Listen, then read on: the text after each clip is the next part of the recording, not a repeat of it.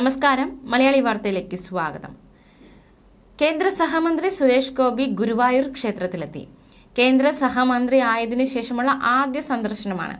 Sreevalsam guest ഹൌസിലെത്തിയ മന്ത്രിയെ Devaswom chairman doctor V K. Vijayan, administrator K P. Vinayan, ജീവധനം ഡെപ്യൂട്ടി അഡ്മിനിസ്ട്രേറ്റർ കെ.എസ്. മായാദേവി തുടങ്ങിയവർ ചേർന്നാണ് പൊന്നാട അണിയിച്ച് സ്വീകരിച്ചത്.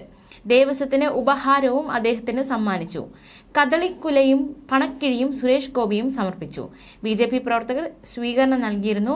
ക്ഷേത്ര സന്നിധിയിലെത്തിയ അദ്ദേഹം ആദ്യം ഗണപതി ക്ഷേത്രത്തിലായിരുന്നു ദർശനം നടത്തിയത്. തുടർന്ന് ചുറ്റമ്പല പ്രദക്ഷിണം പൂർത്തിയാക്കി.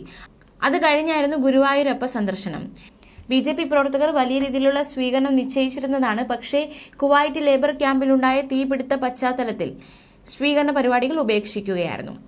അതേസമയം മറ്റൊരു സംഭവം കൂടി നടന്നിരിക്കുകയാണ്. സുരേഷ് ഗോപി ജയിച്ച് മന്ത്രിയാവാനായി നേർന്ന വഴിപാട് ധന്യയും സനീഷും പൂർത്തിയാക്കി.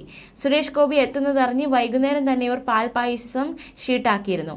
ഉച്ചപൂജയ്ക്ക് ശേഷം പടിഞ്ഞാറേ നടയിൽ പായസ വിതരണവും ചെയ്തു. വൈകിട്ട് ശ്രീവത്സം ഗസ്റ്റ് ഹൌസിൽ സുരേഷ് ഗോപി എത്തിയതോടെ സനീഷും ധന്യയും എത്തി പൊന്നാട ചാർത്തി. ഇരുവരും മകന്റെ മുടി മുറിക്കാനായി ഇന്ന് രാവിലെ തിരുപ്പതിയിലേക്ക് പോകും. അതേസമയം കുവൈറ്റിലെ മംഗഫിലുണ്ടായ തീപിടുത്തത്തിൽ മരിച്ച ചാവക്കാട് തെക്കൻ പാലയൂർ സ്വദേശി തോപ്പിൽ വീട്ടിൽ ബിനോയ് തോമസിന്റെ കുടുംബത്തിന് സ്വന്തം നിലയിൽ വീട് നിർമ്മിച്ചു നൽകുമെന്ന് കേന്ദ്രമന്ത്രി സുരേഷ് ഗോപി അറിയിച്ചു. ബിനോയിയുടെ മൃതദേഹം ഏറ്റുവാങ്ങാൻ വെള്ളിയാഴ്ച രാവിലെ നെടുമ്പാശ്ശേരി വിമാനത്താവളത്തിലെത്തിയ ബന്ധുക്കളോടും സുഹൃത്തുക്കളോടുമായിരുന്നു സുരേഷ് ഗോപി ഇക്കാര്യം പറഞ്ഞത്. ബിനോയിയുടെ കുടുംബത്തിന് വീടില്ല എന്നും താൽക്കാലിക ഷെഡിലാണ് ഭാര്യയും 2 മക്കളും അടങ്ങുന്ന കുടുംബം കഴിയുന്നതെന്നും അറിഞ്ഞതിന് പിന്നാലെയായിരുന്നു സുരേഷ് ഗോപി ഇത്തരത്തിൽ വീട് നിർമ്മിച്ചു നൽകാമെന്നൊരു വാഗ്ദാനം നൽകിയത്. വാടക വീട്ടിലായിരുന്ന കുടുംബം അടുത്തിടെയായിരുന്നു താൽക്കാലിക ഷെഡ് നിർമ്മിച്ച് അതിലേക്ക് താമസം മാറിയത്.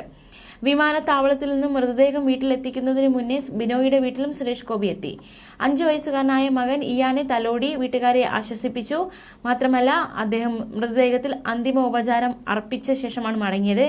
കഴിഞ്ഞ ദിവസം നെടുമ്പാശ്ശേരി വിമാനത്താവളത്തിലാണ് കുവൈറ്റിലെ കൊല്ലപ്പെട്ടവരുടെ മൃതദേഹം എത്തിച്ചത്. സുരേഷ് ഗോപി അടക്കം പ്രമുഖർ എത്തിയിരുന്നു. മുഖ്യമന്ത്രി എത്തിയിരുന്നു. എന്തായാലും അവരിൽ ഒരാൾക്ക് വീട് വെച്ച് നൽകാമെന്നൊരു വാഗ്ദാനം കേന്ദ്ര സഹമന്ത്രി നൽകിയിരിക്കുകയാണ്. ന്യൂസ് ഡെസ്ക്, മലയാളി വാർത്ത.